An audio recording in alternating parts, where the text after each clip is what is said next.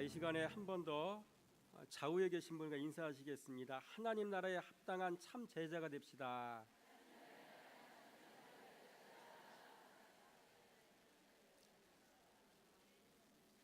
제가 이렇게 말씀의 제목을 적어놨어야 되는데 여러분 화면에 나오시죠? 제목을 같이 한번 읽어보겠습니다. 시작. 하나님 나라에 합당하지 않은 세 명의 진상. 그렇죠? 이름 자체가 재미가 없대요. 우리 전사님들이 제목 자체가 방정 맞은 것 같아요. 그렇죠? 근데 오늘 본문의 말씀을 수없이 봤어도 이 본문에 나오는 세 사람이 참 주님 보시기에 방정 맞은 사람이라는 사실을 몰랐는데 이 말씀을 이제 보다 보니까 이 사람들이 주님 보시기에 굉장히 불편한 사람들이었구나, 이 방정 맞은 사람이었구나라는 것들을 깨닫게 되었고요. 또 이 제목을 통해서 아는 것처럼 이 모든 말씀의 내용이 어떻게 흘러갈지를 알 거란 말이에요, 여러분들이. 그래서 나는 이 말씀에 나오는 세 부류의 사람 중에 어디에 해당되는 사람인가를 찾으셔야 되고요. 바라기는 이 세 사람의 모습과 여러분의 모습이 다르기 원합니다. 이 세 사람의 모습 가운데 여러분의 모습이 없기 원합니다. 그 참제자의 모습이 있을 텐데 그 참제자의 모습을 여러분 갖길 원합니다. 여러분, 진상이라는 말 잘 하지 않는 말이잖아요. 진상이라는 말이 사전적 의미를 같이 한번 읽어보겠습니다. 시작. 못생기거나 못나고 꼴불견이라 할 수 있는 행위나 그런 행위를 하는 사람을 이르는 말이다. 그렇죠? 이런 의미가 있더라고요. 진상이란 말이. 여러분, 이 말씀을 나누기에 앞서서 9장 말씀, 누가복음 9장 말씀은 하나님 나라에 대한 이야기입니다. 그래서 하나님 나라라는 말이 무려 5번이나 나오고요. 그리고 누가복음 10장 말씀 보니까 하나님 나라라는 말이 2번씩이나 나와요. 그러니까 우리가 이제 말씀을 보고 있는 전의 문맥의 모든 말씀이 하나님 나라에 대한 이야기라는 사실을 알고 말씀을 들으면 하나님께서 지금 뭐 때문에 말씀하시는구나 라는 것들을 여러분들이 알아챌 줄 믿습니다. 여러분, 오늘 말씀은 하나님 나라를 위해서 일할 제자를 부르시는 장면입니다. 그러나 표면상으로는 세 부류의 제자를 말하고 있으나 그 내용을 살펴보면 이들 모두가 다 제목 그대로 진상이에요. 자, 3명의 진상의 제자들을 한번 살펴보겠습니다. 첫 번째 제자를 저는 이렇게 정의를 내리고 싶습니다. 따라서 하겠습니다. 자발적 제자.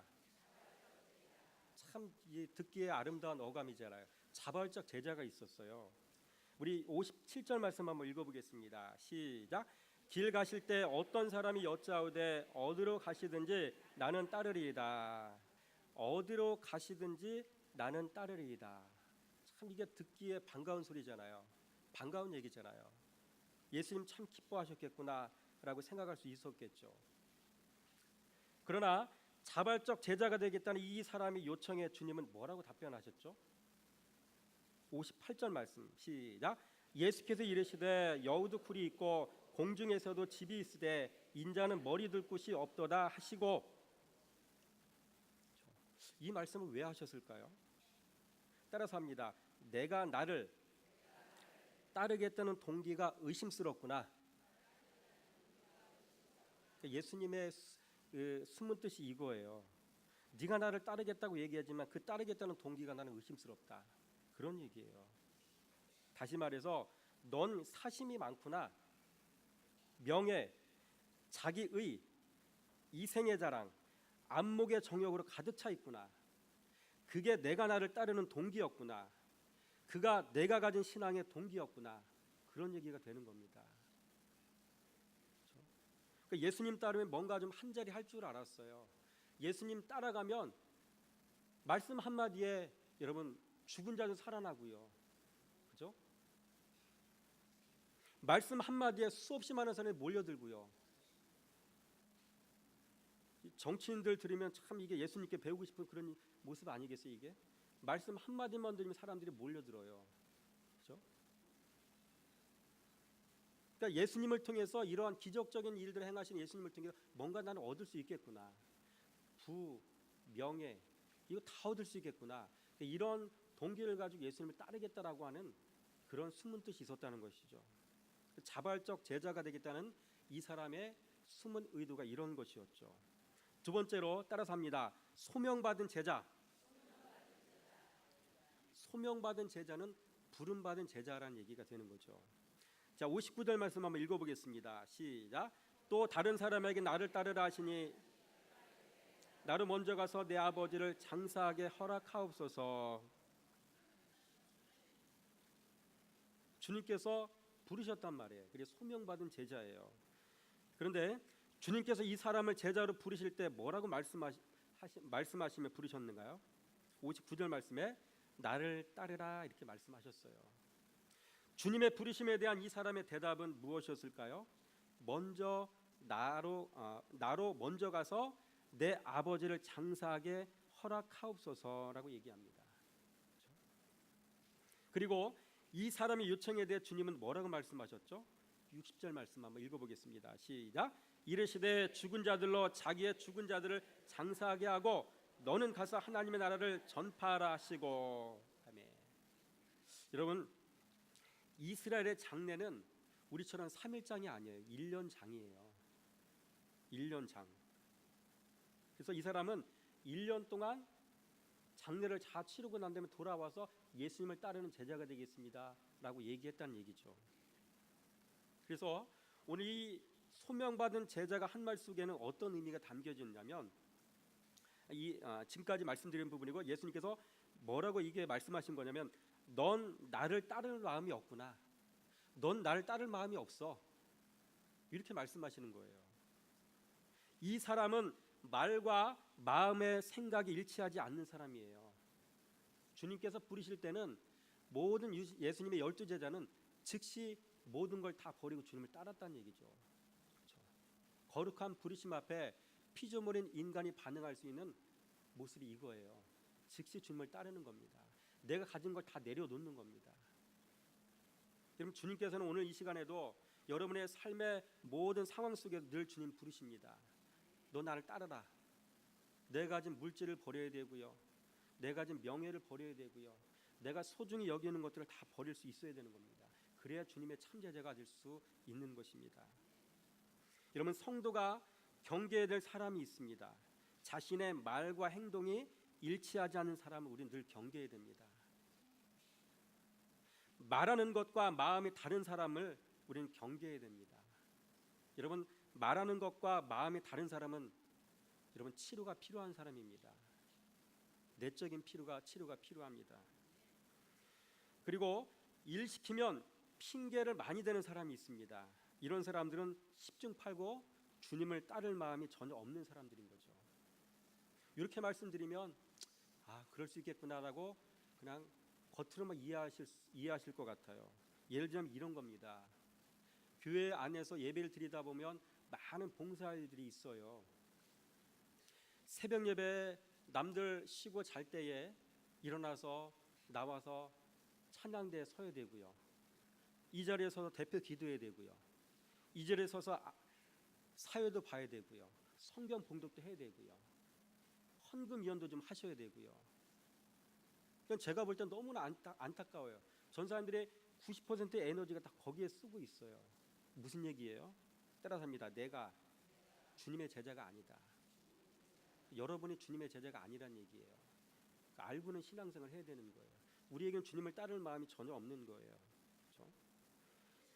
영적 실상을 우리가 이 땅에서 신앙생활하면서 발견해야 되지, 다 끝나고 난 다음에 좋은 얘기만 듣고 난 다음에 심판대 앞에 서서 그때 들으면 어떻게 되는 겁니까? 돌이킬 수가 없는 일이 벌어지는 거죠. 그래서 오늘 본문의 말씀이 여러분에게 전해질 때 내 신앙의 현주소가 어딘지를 확인해야 되고요, 그 가운데 철저하게 말씀을 비추어서 주님 내게 말씀하시는 것이다 생각이 되시는 분은 회개하며 내 신앙의 원점을 다시 찾아야 되는 거예요. 그렇죠? 세 번째로 따라서 합니다. 조건부 제자. 여러분, 조건부 제자가 있더라고요. 저도 몰랐어요. 근데 말씀 보다 보니까 조건부 제자야. 9장 61절 말씀 보겠습니다. 시작.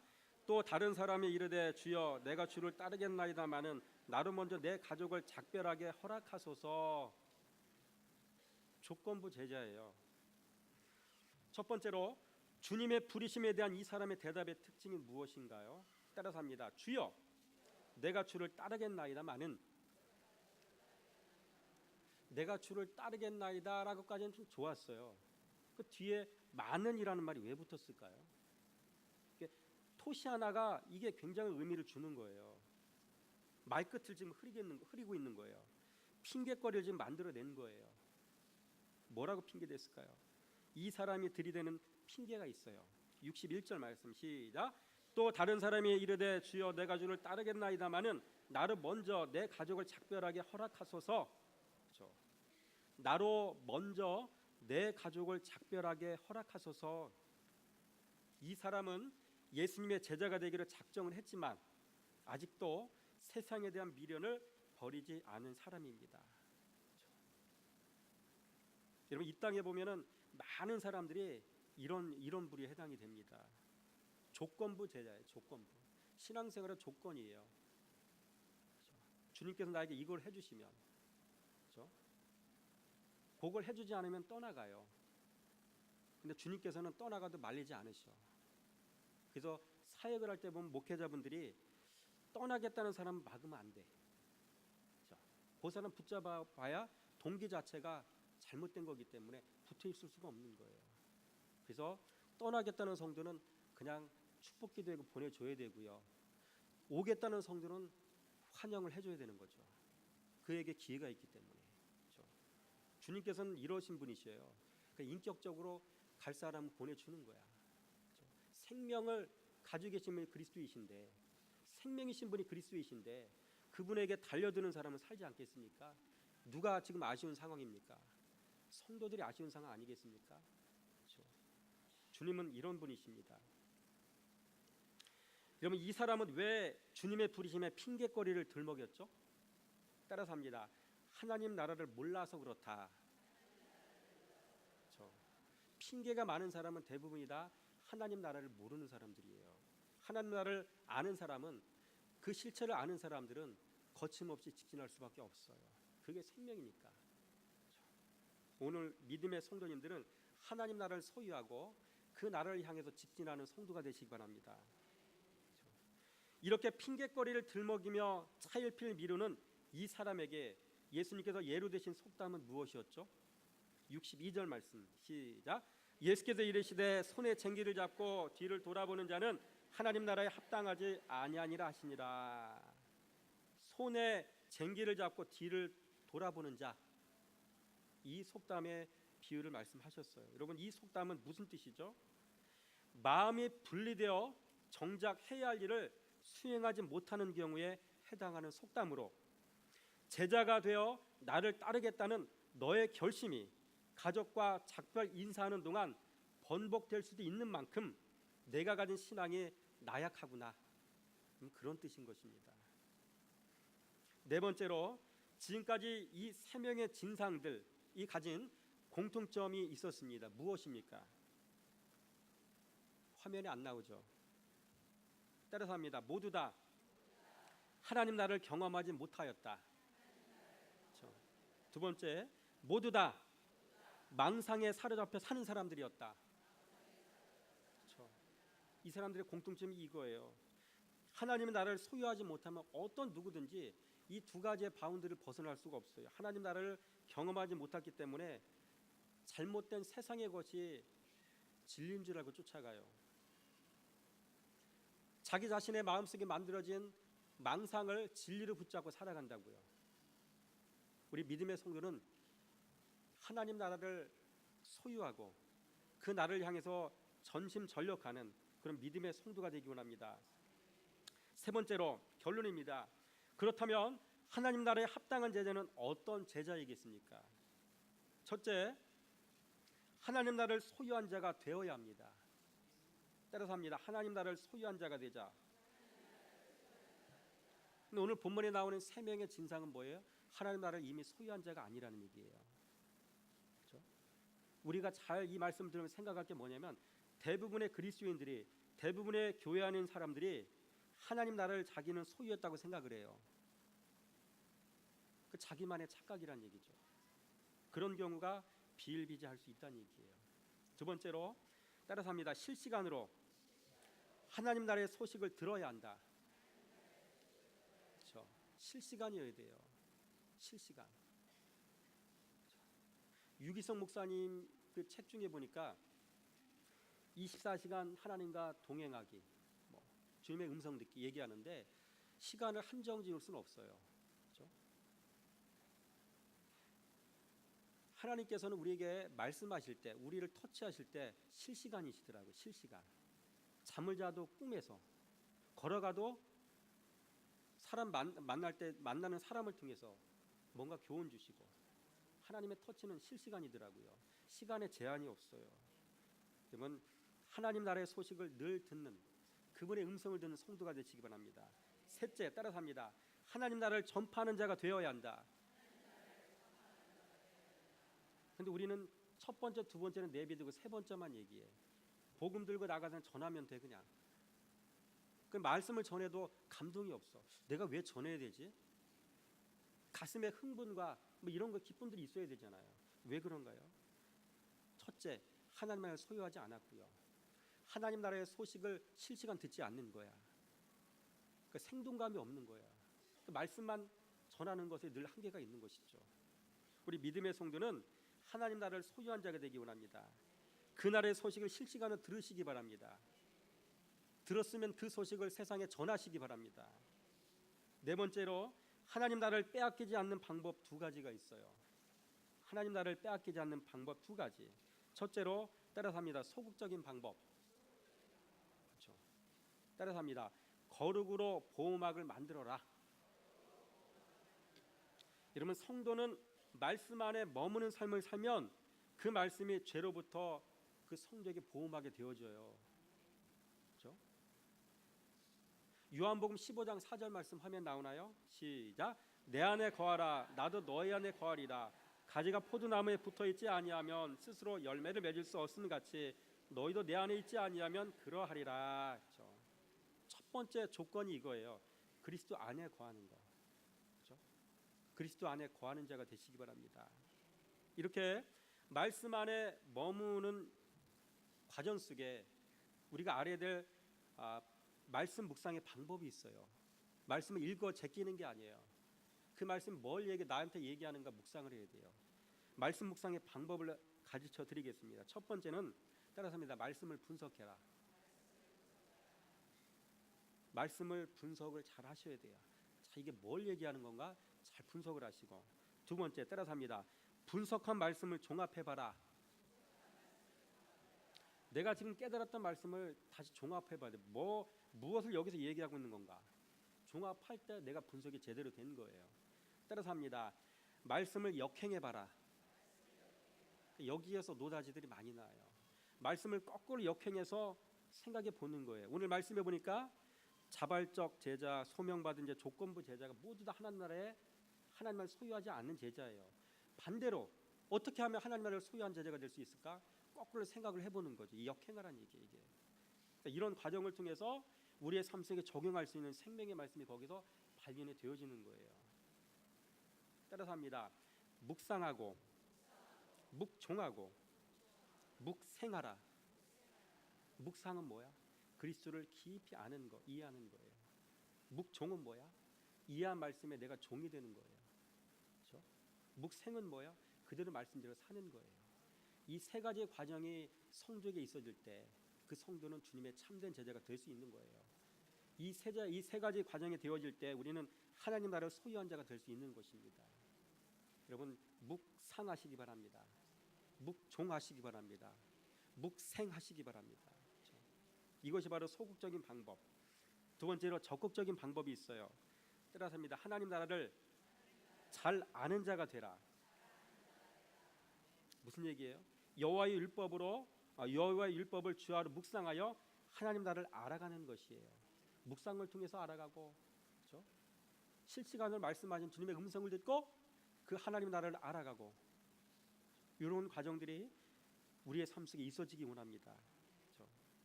여러분, 미국의 대북제재 방법이 두 가지가 있어요. 갑자기 왜 또 버전이 바뀌었잖아요. 장르가 바뀌었어요. 미국의 대북제재 방법이 두 가지가 있어요. 따라서 합니다. 참수작전, 고사작전. 그러면 참수작전은 무슨 말일까요? 영어로 서지컬 스트라이크라고 해요. 서지컬이라는 말이 무슨 말일까요? 외과. 의사들이 사용하는 용어란 말, 병원 용어예요. 외과 스트라이크, 타격, 외과적 타격이란 말이에요. 이 무슨 얘기냐면 암덩어리가 몸에 있어요. 그럼 그 암덩어리만 둥그렇게 둘러싸서 그 암덩어리만 싹 끄집어서 꺼내버리는 거예요. 그렇죠? 그러니까 이 참스 작전을 왜 이야기하냐면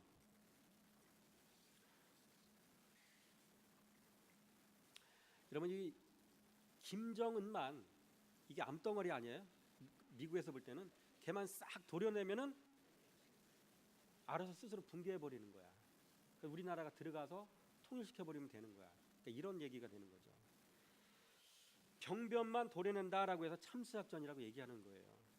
여러분 성도는 죄가 들어오는 통로를 차단하여 더 이상 사단이 내가 짓는 죄를 양식 삼아 세력을 확장하지 못하도록 해야 됩니다.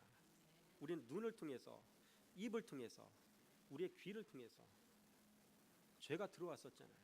그거 차단해 버려야 돼요. 그래서 내 안에 내가 지금까지 지었던 모든 죄를 통해서 양식 삼아서 내 안에서 세력을 확장했던 이 사단마귀 새끼들을 완전히 다 없애 버려야 되는 거죠. 그렇죠? 강했나요? 두 번째로 따라서 합니다. 고사작전. 고사작전은 말 그대로 고사시키는 거예요. 여러분 동해상에는 두 척의 군함이 와 있었다고 하잖아요. 그렇죠? 미국에서 보낸 군함. 로널드 레이건호와 칼빈슨 호를 그 동해상에 배치시켰었어요. 그래서 이 두 배가 배치시켜졌을 때 북한은 극도로 두려워 떨었어요. 그래서 농사짓는 시기를 놓쳐버렸다고요. 그거 한 대만 와도 북한은 한나절거리밖에 안 된다잖아요. 두 대가 왔으니까 얼마나 떨겠습니까? 그러니까 일부러 작전상 그렇게 하는 거예요. 그때 북한에 있는 군인들이 병사들이 농사를 지었어야 되는데 거기는 뭐 병사라든지 뭐 군인이라든지 뭐 일반 시민 똑같지 않습니까? 그러니까 그 병사들이 가서 농사를 지어야 되는 타이밍을 놓쳐버렸단 말이야. 그러니까 올해 가을에는 북한은 식량난으로 굉장히 허덕일 거라고 예측을 하고 있어요. 그게 원래 작전이에요. 더 이상 어쩔 수 없어 항복하도록 만드는 거죠. 고사작전. 그래서 여러분 성도는 죄가 들어오는 통로를 차단하여 내가 짓는 그 죄를 양식 삼아 세력을 확장해온 내 안에 마귀를 굶겨서 고사하게 만들어야 된다는 것이죠. 그렇죠? 이것이 바로 적극적인 방법이 되는 것이죠.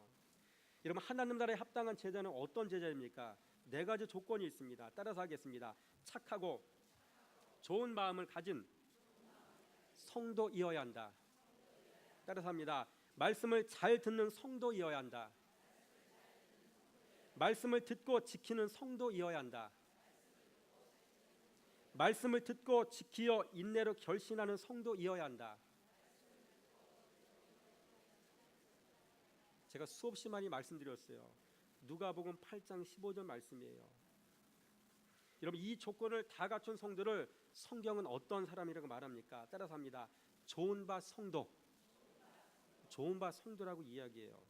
이런 성도가 결실하여 맺은 열매가 곧 따라서 합니다. 하나님 나라. 하나님 나라인 것이죠.